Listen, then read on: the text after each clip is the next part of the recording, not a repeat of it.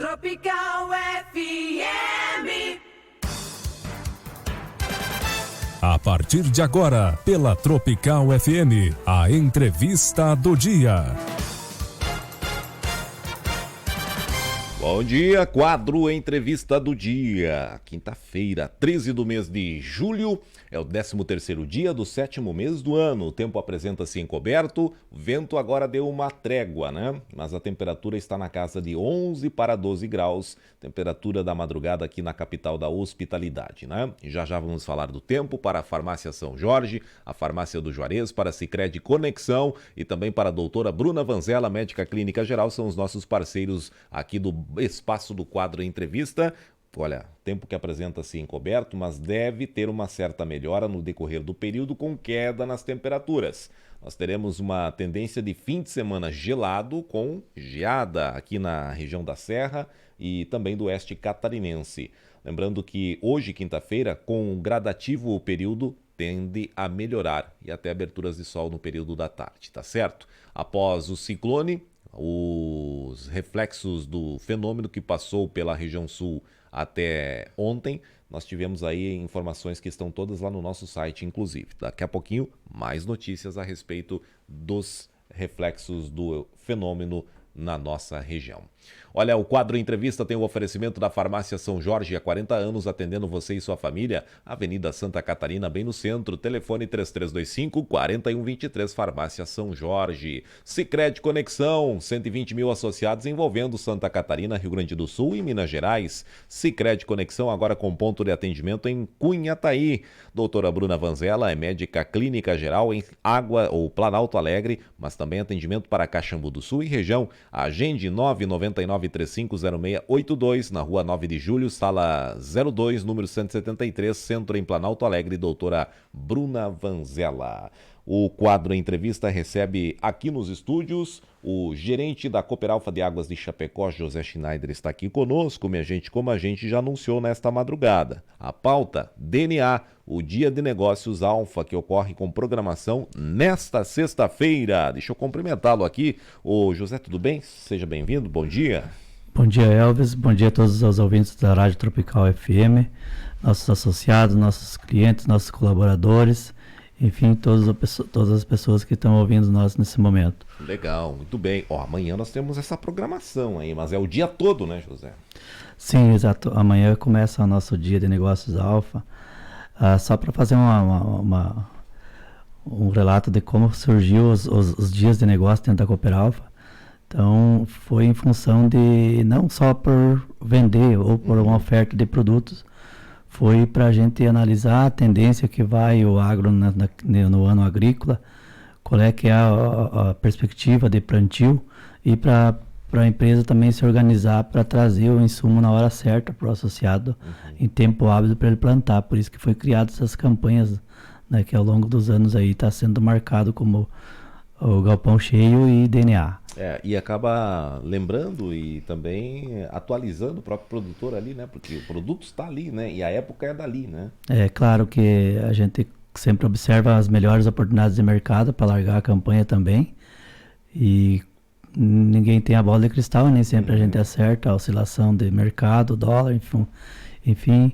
Mas a gente sempre analisa, claro, além do preço, as oportunidades de entrega das empresas fornecedoras, porque são poucas, né? São todas multinacionais e todas dependem de insumos de matéria-prima importada.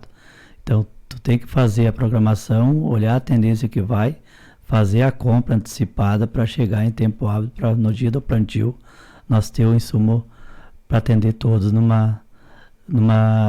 que seja equalizado para todos na mesma época. Exato, e que seja no valor de um preço bonzinho ali para o próprio quem vai visitar o dia de negócio também. Exato, a gente sempre tem as relações de troca que a gente fala, né, que é a base para uma tomada de decisão na agricultura hoje, que é quanto um saco de milho, um saco de soja compra uma quantidade de insumos. Então o produtor já sabe quando essa relação de troca está boa, está dentro do normal, da média dos últimos anos, ele acaba adquirindo em função disso também, né? Certo, legal. E amanhã, como é que vai ser a programação lá, José? Porque nós temos um cronograma, né? E parceiros, né? Sim, amanhã a gente tem as empresas parceiras, que a gente vai citar aí mais no final, Mas o dia de negócio já está rodando desde segunda-feira. Então ele vai até sábado, no meio-dia. Mas a gente sempre deixa um dia da semana para dar uma marcada em função de que os negócios já estão acontecendo no decorrer da semana. Estão prospectados. Prospectados. Mas então, para a gente não passar batido também e trazer as empresas parceiras para trazer a parte também de um pós-venda já, porque como a nossa região é uma região privilegiada em ser as primeiras a semear milho aqui no estado, também já necessita de tecnologias já adequadas, já sobre regulagem de plantadeiras, semeadeiras, enfim, sobre aplicação de produtos para dessecar agora para o preparo da próxima safra.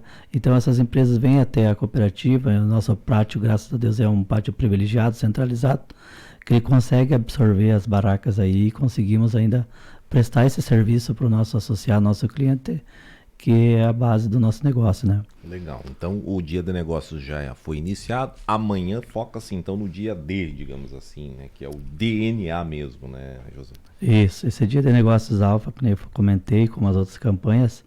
Então é a última já a campanha do ano realizada para esse fim, que é a parte inicial do pontapé do plantio da safra 2023-2024. Aliás, por falar nisso, minha gente, daqui a pouco a gente cita os parceiros, Plano Safra, que teve em questão, inclusive, aí, né, José, nesse sentido de divulgação, números.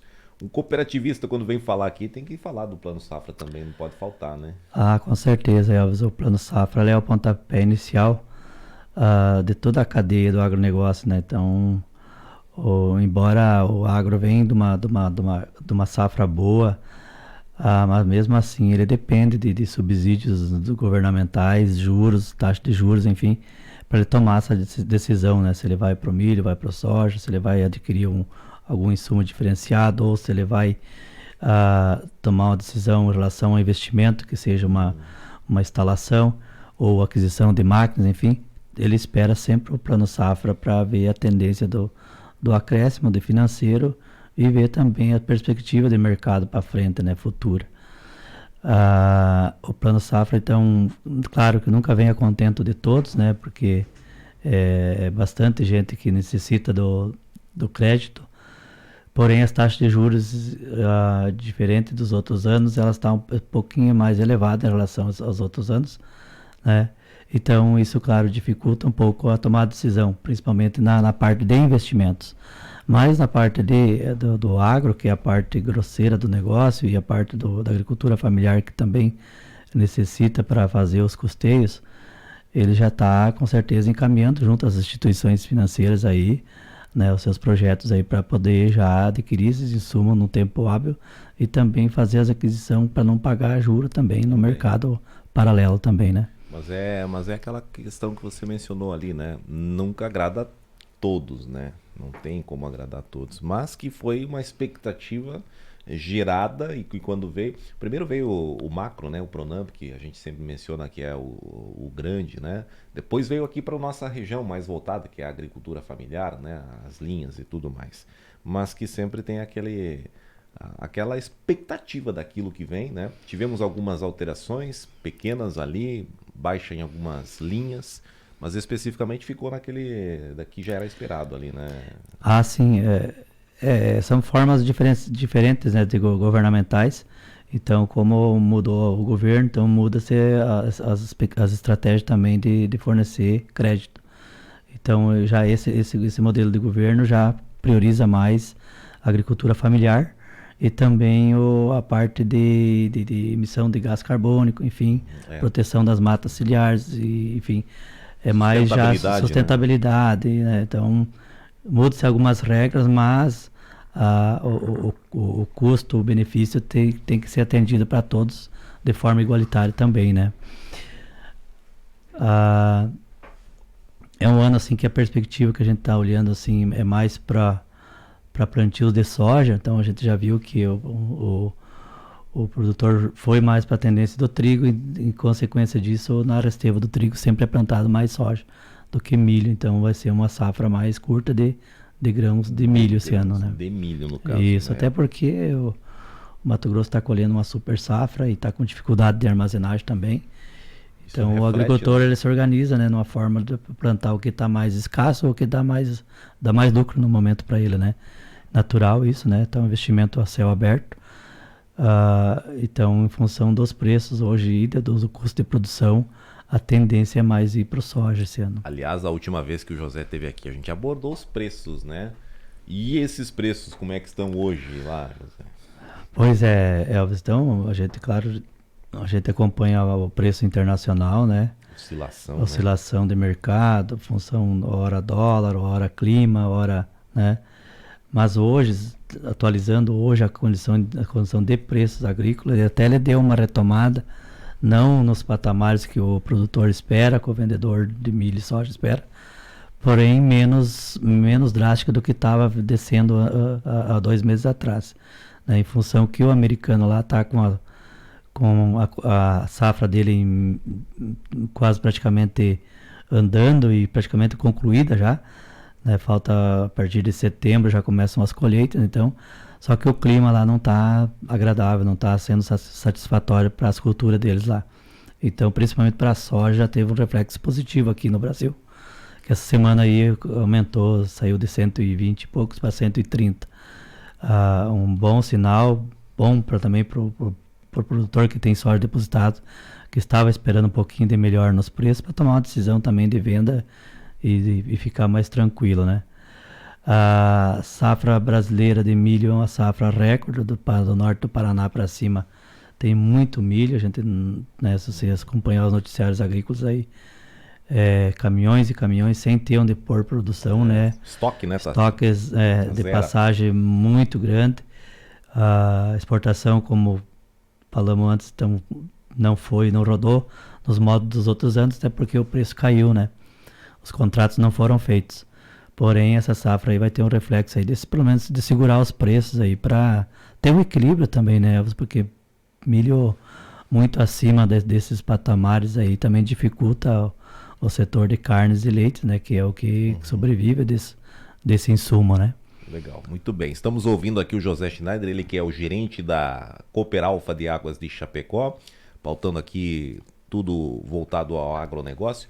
Eu gostaria de abordar, inclusive, com o José aqui, ó, o que a gente teve de informação aqui, a gente até citou ontem, não especificamos ainda, mas aqui podemos falar que é o vazio sanitário, José, que nós tivemos um cronograma, um calendário divulgado e que reflete totalmente nos nossos produtores aqui, né? Porque trata-se de uma regulamentação, né, que tem que ser cumprida, mas tem controvérsias aí também, né? Com certeza, né? Toda decisão tem os pós e os contras, né? Mas, enfim, principalmente a nossa região aqui, oeste, que faz o plantio de milho antecipado no cedo, ele não tem outra alternativa para não ser fazer a segunda safra de soja, que a gente chama de safrinha, que pela evolução da tecnologia hoje dá para se dizer que não é mais safrinha, são safras normais, né? Exato, porque né? o produtor ele investe na altura do plantio do cedo, com a expectativa de colher os melhores resultados também. Mas o vazio sanitário da soja foi criado não pelo oeste de Santa Catarina, mas pela parte do Paraná e do Mato Grosso, porque são áreas cultivadas grandes e pelos problemas que eles tiveram no passado de hospedeiro na resteva da soja colhida, germinava-se os grãos que a colheitadeira jogava fora e não era controlado aquilo de pós-colheita. Então ele servia de hospedeiro para a ferrugem asiática, que é uma doença crônica no soja ainda. Diante dessa condição foi que se criado um vazio sanitário para que limite-se ao plantio de soja e tenha-se um controle efetivo pós-colheita daquela soja guaxa que vai nascer, para não servir de hospedeiro nem para inseto e nem para fungo para a próxima cultura. Por isso que foi criado esse limite de plantio da safrinha de soja. E que varia de cada estado ali. Que varia de cada estado. Claro que a nossa janela entre colher milho e plantar soja ficou bastante encolhida, bastante curta. Dificulta aquele produtor que não tem condição de colher a tempo hábil, que depende de uma colheita de fora. Então, geralmente, às vezes atrasa, ele acaba plantando soja um pouquinho mais tarde e que às vezes esbarra com a época condicionada aí nesse plano.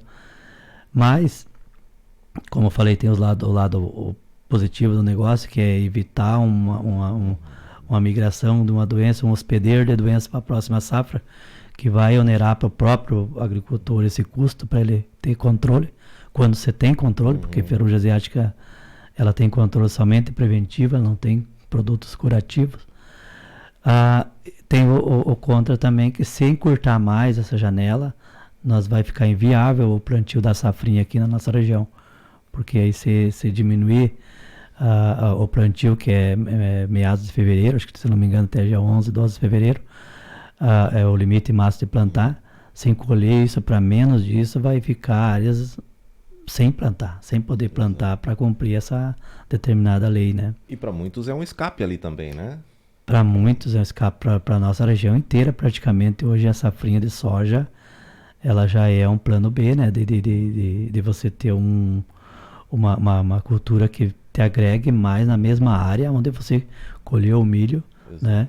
Além de ser uma fonte de renda, também um meio dele otimizar os recursos dentro da própria propriedade e ganhar mais dinheiro, né? Eu recebi a informação de que o produtor pode então não cumprir o calendário ali, mas daí pode acarretar aí em alguns procedimentos, né? Com certeza, né? E o produtor hoje é a cadeia mais honesta que tem, né? Mais regulamentada e mais disciplinada em questão de seguir normas, né? Então ele não gosta de fazer coisas que esteja fora da normalidade ou que seja fora da regra. Então o que às vezes ele esperneia, ele debate, ele critica em função de que não encolha muito para eles respeitar esse espaço aí e cumprir a determinada lei, né? E também ele sabe que se ele fazer coisa errada, vai voltar para ele mesmo o erro, né? Porque a propriedade é dele, o insumo está dentro da propriedade dele, todos os recursos que der certo ou der errado, vai voltar para ele mesmo. Então ele começa a dizer que não dá tempo de fazer o que a lei vai determinar para ele fazer e conseguir plantar. Então, se impactar isso aí para encolher mais, que já foi encolhido já a segunda vez, né? Pois é, já tinha sido reduzido. Né? Então, se reduzir mais, ele não vai conseguir, porque, como eu falei, são pequenas propriedades, dependemos bastante de mão de obra de terceiros, né? E às vezes o pessoal não consegue, né? Diante de uma safra cheia, não vence para colher tudo ao mesmo tempo e dá tempo de plantar tudo ao mesmo tempo também. Exatamente. Até porque o limite de insumos também é bloqueado. A partir do momento que encerra-se a época determinada para plantar soja, encerra-se também as vendas de semente de soja. Então, se ele não conseguir antecipar a colheita, ele não consegue também comprar o insumo para plantar após essa determinada data de plantio. O calendário ficou assim para Santa Catarina, que ficou do dia 21 de setembro a 29 de dezembro, José. Esse é o calendário aqui, né? Aí não sem condição nenhuma de plantar soja, né? Exatamente. Esse calendário aí não tem condição nenhuma de plantar soja no tarde, porque a nossa colheita de milho começa praticamente em janeiro, né? Mesmo plantada agora já no início de agosto, né? Então não tem condição nenhuma nesse quesito aí, acabar com a safrinha de soja em todo o estado. Já temos a articulação aí de lideranças se mobilizando para que mude esta condição aqui, para que volte pelo menos ao que estava, né? Exatamente. Já que já havia sido reduzido, né? Mas que volte pelo menos ao que estava. E que já está apertado também, né? Está, e é uma questão assim, Elvis, que hoje com as tecnologias que tem, com a performance que o nosso agricultor hoje trabalha, as culturas, eu já não vejo mais a ferrugem asiática como um problema na nossa região aqui. Ela é uma doença totalmente controlada, totalmente com as tecnologias que já estão vindo, semente de soja com total controle e resistência, né, a essa principal a doença, né? Então eu não vejo por que reduzir isso aí em função de que é por causa da doença, tá? É um dos motivos, né? Exato. Motivos. Legal. A Alfa lá, projeções financeiras, tudo tranquilo lá, José? Como é que está isso lá? Sim, é claro que a gente está se moldando, né? Uma nova conjuntura de mercado. Também, tem todas essas expectativas, exato. incógnitas, inseguranças. Segurança econômica, segurança de taxas de juros para frente, né? Recursos, né? Clima, que o clima também, embora a gente saiba que é um ano chuvoso, mas o excesso também nos limita, né? Principalmente agora que estamos aí no auge da semeadura de trigo, já finalizando a semeadura de trigo, mas tem lavoura já bem conduzida, já, né? Plantada já praticamente um mês atrás, e que depende agora dos tratos culturais, né? Então, que o tempo agora nos dê uma trégua e deixe nós fazer esse atendimento a essas culturas. Fora disso, a parte, claro, da porteira para dentro, o produtor já está se esquematizando, já está se preparando, né? E a cooperativa, claro, está se moldando à situação de mercado, né? Então, trabalhando de olho sempre nas melhores oportunidades também, e com os pés no chão, né? Então, a gente está aí fazendo um ano não de ajuste, de colher custos, mas também olhando para tudo quanto é gastos em excesso para poder conter e chegar no final do ano com resultado um pouco melhor, né? Porque o setor de carnes ainda não reagiu, né, o suficiente para ter uma lucratividade, principalmente para a agroindústria, né? A gente sabe que vai ser um ano péssimo para a agroindústria em termos de resultado, porém de ajuste de receitas e para poder fechar o ano sair do vermelho e fechar no ano no equilíbrio, né? As cooperativas em si, claro, não depende só de carne, né? Depende de outros insumos para sobreviver, diferente da agroindústria. Então pode ser não, vai ter um resultado um pouco melhor. Exato, porque tem essa variação. Porque tem essa variação, porém não igual o ano passado. Então todos aí vão ter que se ajustar com uma receita, quem sabe, bem menor. Legal. Em relação ao ano passado, né? Mas já estão todos vacinados. Todo mundo já, quem tinha investimentos aí a longo prazo já deu uma segurada. Então é natural, né? Tu gastar e dar o passo ao que você pode alcançar. Então é um ano de cautela, sim, e a gente já vem se preparando disso desde o final do ano passado, né? Que a gente já sabia que teria mudança e ia ter essa incerteza. Né? Só que essa incerteza está durando bastante, hein, minha gente?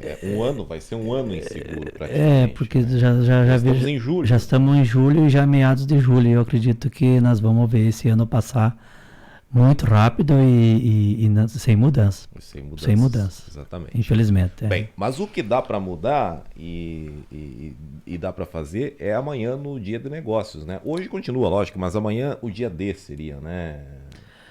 Sim, vamos citar até os parceiros, inclusive. Vou citar nossos parceiros aqui. Então a gente tem o Grupo Bayer, que é a multinacional, além dos agroquímicos, também tem as empresas de sementes de milho Agrocéreos, AgroS e Decalbe, né?